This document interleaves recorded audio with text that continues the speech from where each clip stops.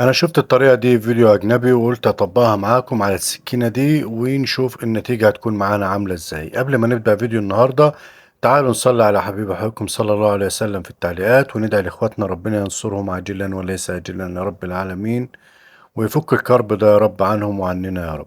ان شاء الله باذن الله هيكون معانا بعض الفيديوهات الفترة الجاية هتكون بنفس الطريقة دي، والهدف منها هو تصحيح المعلومات اللي في الفيديوهات الاجنبية او الفيديوهات العربية او الطرق اللي هي مش مشروحة.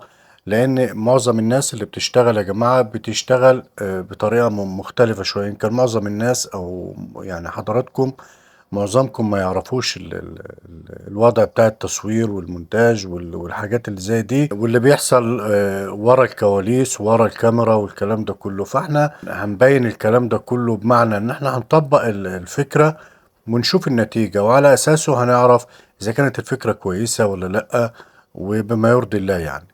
لان معظم الناس اللي بتشتغل يا جماعه مش بتشرح، خصوصا الفيديوهات الاجنبي. حضرتك بتتفرج على فيديو مش بيشرح صوت، ولا حضرتك حتى لو شرح صوت بتلاقي برضو الشرح مش اللي هو زي شرح القنوات العربيه او القنوات اللي هي بتوضح التفاصيل وبتوضح الامور بشكل مظبوط يعني. فاحنا شغلتنا ان احنا هنطبق الطريقه، تمام، وبعد كده هنبدا ان احنا نشوف النتيجه معاكم. وبالطريقه دي هنكون وضحنا للناس كتير الصح من الغلط. لأن الناس برضو بعض القنوات اللي هي الأجنبية دي بتعتمد على النتيجة، مش بتعتمد على الطريقة، بمعنى ان هو ممكن يخدع في الطريقة نفسها، وفي الآخر حضرتك تشوف نتيجة مغايرة أساسا وتيجي تطبق تلاقي النتيجة مختلفة تماما تماما تماما. وده أنا لاحظته وجربته كتير في كذا حاجة، وإن شاء الله هنوضحها مع بعض بإذن الله. طبعا يا جماعة أول حاجة احنا بنجيب معانا السكينة دي كانت مكسورة ومتبهدلة زي ما شفتوا. احنا بنبدأ نستخدم اللي هو الفلين والسوبر جلو أو الفلين والأمير. طبعا كلنا عارفين الأمير اللي هو اللاصق السريع أو السوبر جلو على حسب المسمى اللي ببلدك.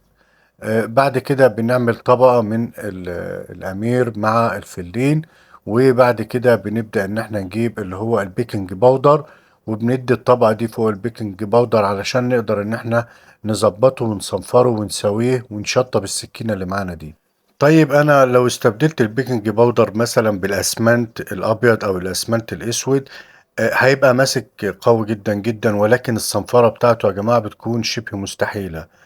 زي مثلا لما بستخدم السوبر جلو او الامير مع الفلين الابيض اللي هو الطبقة الاولى اللي احنا عملناها، بيكون برضو الصنفرة بتاعته شبه مستحيلة، مش بتقدر تصنفره. عشان تصنفره بتحتاج ميني دريل او بتحتاج اللي هو الميني كرافت الصغير ده اللي هو بالكهرباء علشان تقدر تصنفره ويصنفر معاك بشكل كويس يعني. لكن انا هنا بعتمد على الصنفرة العادية اللي هي ورق الصنفرة، وبصنفر تحت المية، يعني بفتح الحنفية كده على الحاجة وببدأ إن أنا بالصنفرة أصنفرها بتطلع معايا تمام التمام، بتديني نفس النتيجة تقريبا.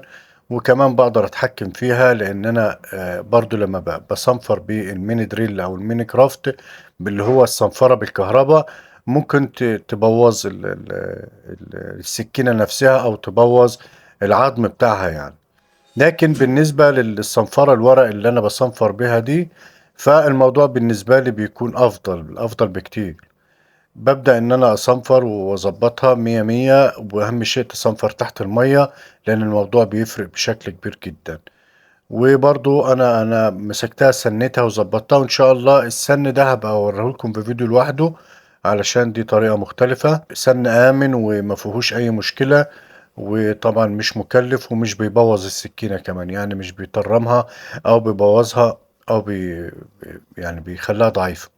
ان شاء الله بنزل لكم فيديو بالتفصيل يعني. المفترض هنا ان انا الايد بتاعتها ان انا ارشها سبراي، تمام، وبعد السبراي اديها مثبت، ولكن حسيت ان الموضوع هيبقى مكلف جدا.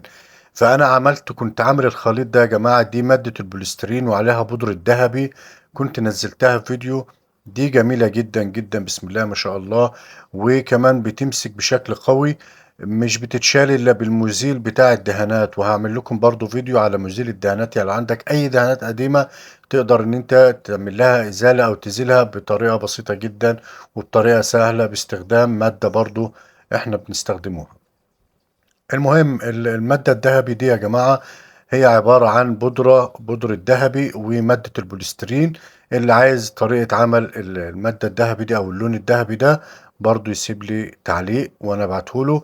ومضاد للمية ومضاد للخدش ومضاد لأي حاجة زي كده. واللمعة بتاعته لمعة عتيقة وجميلة واللون تحفة.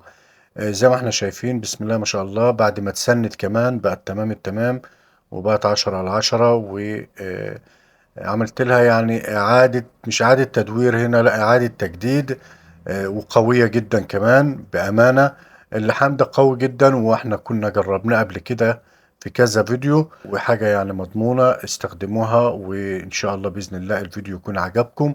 وأنا تحت أمركم في أي سؤال أو أي استفسار، وما تنسوش تعملوا لايك. وبشكركم، السلام عليكم ورحمة الله وبركاته.